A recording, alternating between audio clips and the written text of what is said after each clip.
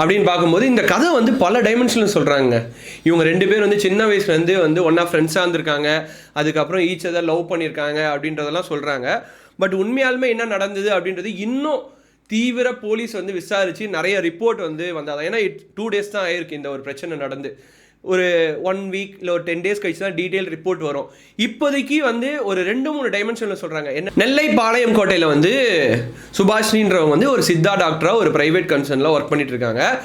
Sunday வந்து என்ன பண்ணியிருக்காங்கன்னா, கவின் அவர்கள் அவங்க தாத்தா அவங்க அம்மாவை கூப்பிட்டுட்டு அந்த ஹாஸ்பிட்டலுக்கு அவங்க தாத்தாக்கு ஏதோ ஒரு விஷயத்துக்காக, அது என்னன்றதெல்லாம் நமக்கு பெருசாக தெரியாது, ஃபாலோ விசிட்டாக இருக்கலாம், எது வேணாலும் இருக்கலாம், ஹாஸ்பிட்டலுக்கு வந்திருக்கதா மாதிரியும் அப்படி வந்து கான்வர்சேஷன் போயிட்டே இருந்திருக்கும் போது சுபாஷினியோட தம்பி சுஜித் என்ன பண்ணியிருக்காருன்னா, அந்த கவின் கூட போய் பேசியிருக்காரு. இந்த மாதிரி எங்கள் அம்மா அப்பா உங்ககிட்ட பேசணும் அப்படின்னு சொல்லி கொஞ்சம் தூரம் தள்ளி போய் கூட்டுட்டு மிளகா பொடியை தூவி சரமாரியாக வெட்டியிருக்காரு அப்படின்ற மாதிரி ஒரு ஆஸ்பெக்டில் சொல்கிறாங்க. இன்னொரு ஆஸ்பெக்டில் என்ன சொல்கிறாங்கன்னா, பார்த்த உடனே இறங்கி அவர் வந்து கத்தி வச்சு அடித்து அவரால் எழுந்துக்கவே முடியாத அளவுக்கு அவங்க அம்மா எதிர்க்கவே, நீ ஏதாவது எங்கள் கேஸ்ட் பொண்ணுலாம் வேணுமாடா அப்படின்னு சொல்கிற மாதிரி அடித்து கொண்டு இருக்கிறதா ஒரு சைடில் சொல்கிறாங்க. இது வந்து பல டைமென்ஷன் ஸ்டோரிஸ் இன்னும் நிறைய இருக்குது.